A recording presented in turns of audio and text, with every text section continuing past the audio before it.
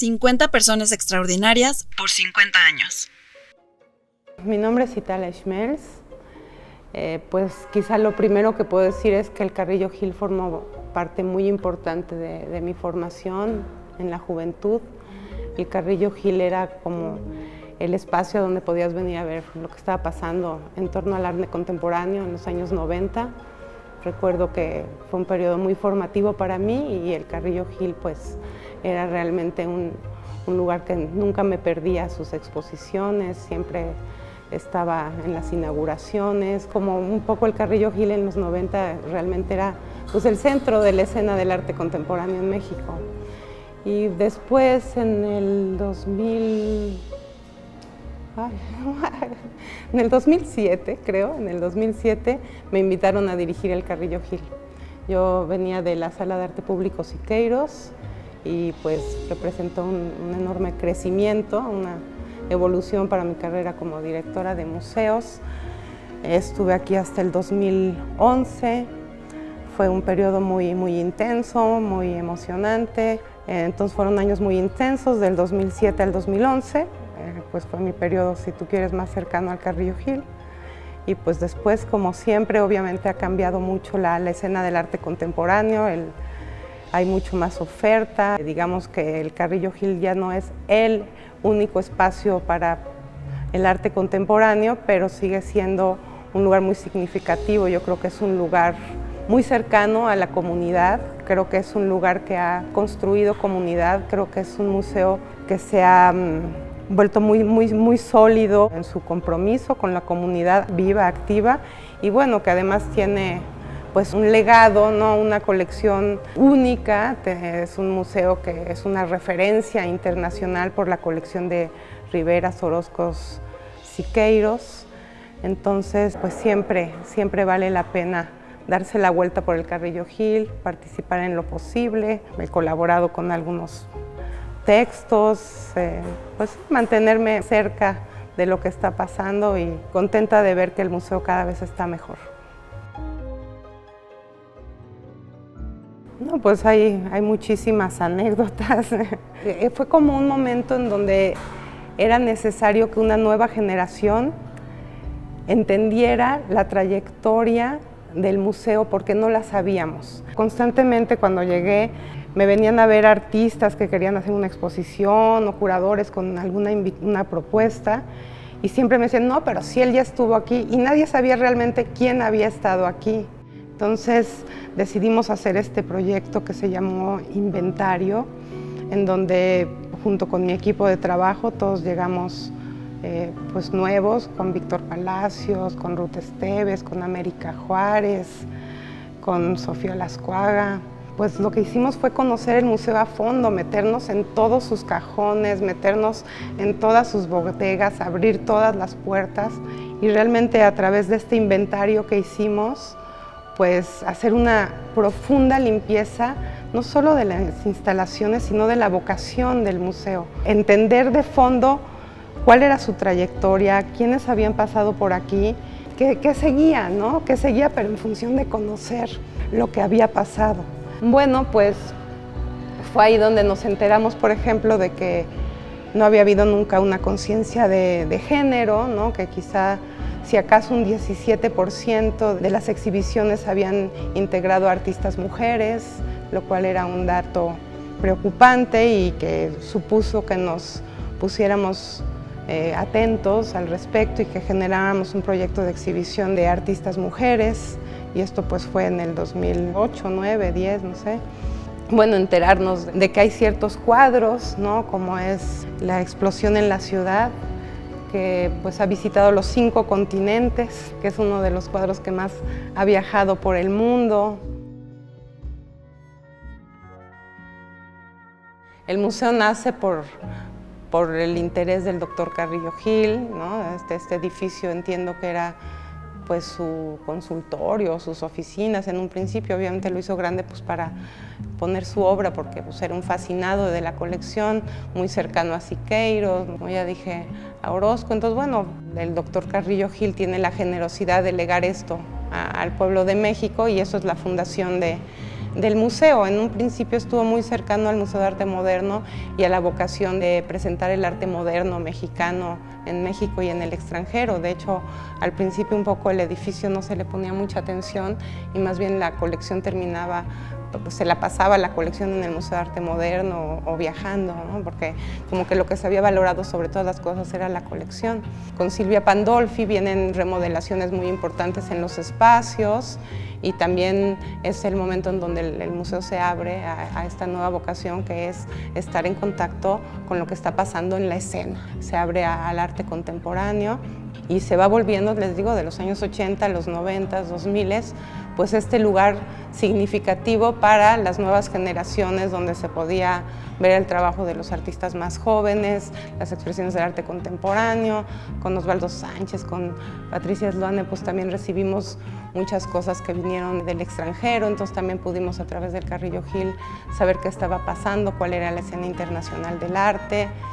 Y bueno, pues con el avance del tiempo, que aparece la escena del arte contemporáneo, se fortalece, aparece el MUAC, aparecen otros espacios, pues realmente creo que lo importante para el Carrillo Gil en esta nueva etapa es tener pues su programa muy claro, muy singular, digamos, ya no tiene el espacio de poder y de producción que ya tiene el MUAC, porque realmente yo sí creo que el MUAC, por decirlo así, le arrebató la escena al Carrillo Gil, porque el Carrillo Gil era el gran espacio para los artistas contemporáneos hasta ese momento, ¿no?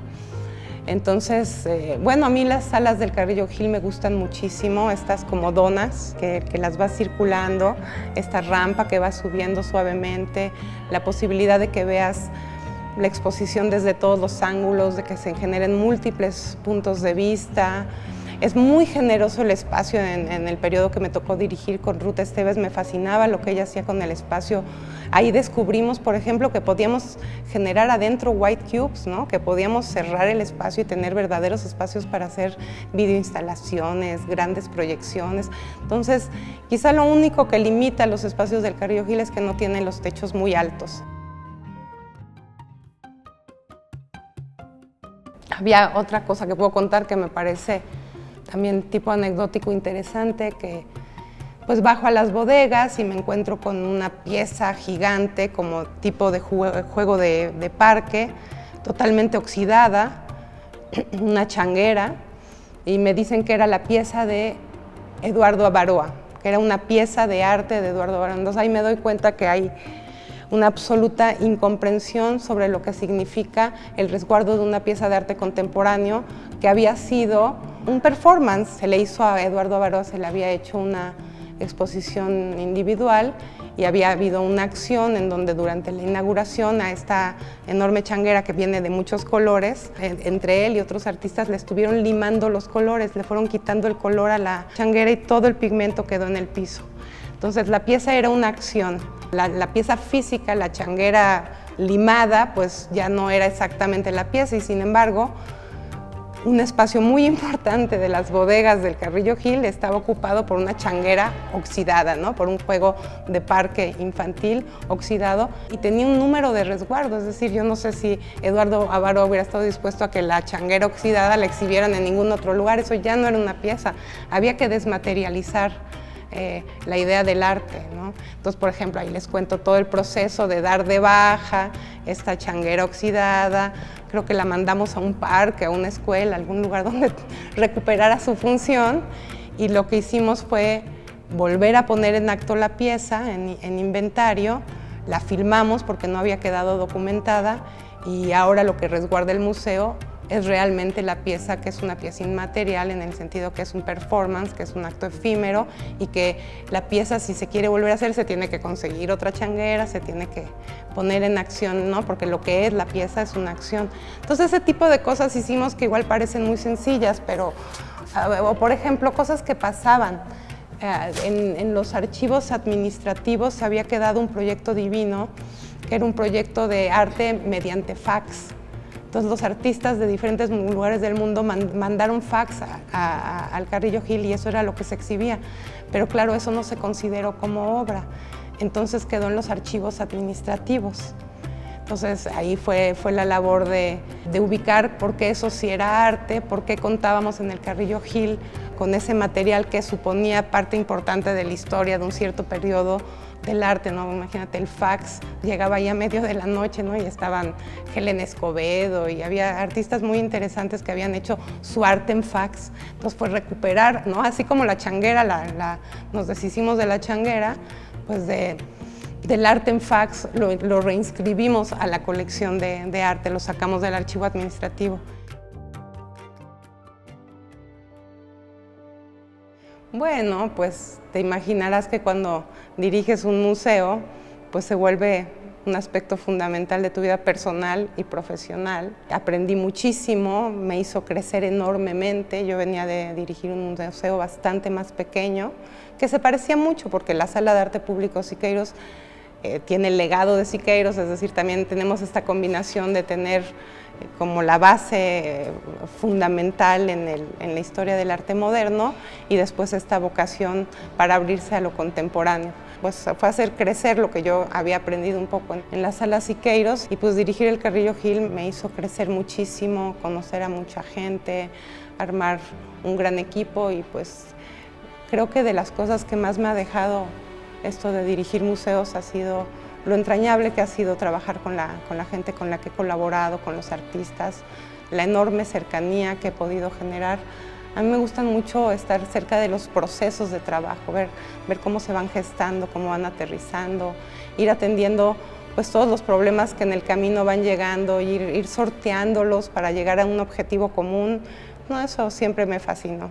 Pues que aquí en el Carrillo Gil pues también me tocó llegar con un hijo muy chiquito y tener a una segunda hija, entonces también el Carrillo Gil fue pues la guardería de mis hijos. También había mucho apoyo para que yo pudiera seguir trabajando, había mucha empatía, mis hijos se sentían muy bien aquí, tomaban todos los cursos de verano. Entonces pues sí, fue un periodo muy importante de mi vida. No, pues sí, ya soy historia. Soy historia. Lo de dirigir museos es algo que yo no lo tenía contemplando, no era lo que yo pensé que iba a hacer en mi vida, pero pues así se dio, es lo que me permitió acercarme al medio, lo que me permitió profesionalizarme, servir para algo, porque pues yo estudié filosofía y pues no era muy claro pues eso, como estar cerca de una comunidad, ¿no? Porque la filosofía había sido como un proceso muy solitario, y entonces a través de la gestión de museos pude seguir pensando los temas que me interesaban, poder seguir desarrollándome teórica y conceptualmente, pero a la vez encontrar una práctica que me permitiera eso, vincularme con la comunidad, serle útil y pues vivir, ¿no? Vivir de algo. O sea que pues para mí fue fantástico estar aquí en el Carrillo Gil. La verdad es que el trabajo era muy arduo. Siempre había muchas cosas que estar atendiendo. Siempre había pues esta situación de que la naturaleza humana no es fácil, ¿no? Siempre hay conflictos entre las personas, gente que no se lleva bien, que se están acusando unos a otros. Entonces también crecer en ese sentido de llegar a confrontar todas estas discordias y convertirlas en armonía, ¿no? O sea, lograr generar un espíritu de trabajo y de amor por lo que hacíamos y de sentir que teníamos puesta la camiseta del Carrillo Gil. Pues para mí eso es fantástico. No, pues felicitar muchísimo al Carrillo Gil, desearle un extraordinario futuro. Como digo, creo que es un museo muy sólido, muy consolidado, es un museo hecho por la comunidad, es un museo con muchas generaciones detrás, es un museo que se ha abierto en los momentos oportunos a las cosas nuevas, que ha permitido el riesgo, que ha permitido que los artistas experimenten, exploren, se sientan que esta es su casa. Entonces pues que así siga. 50 por 50.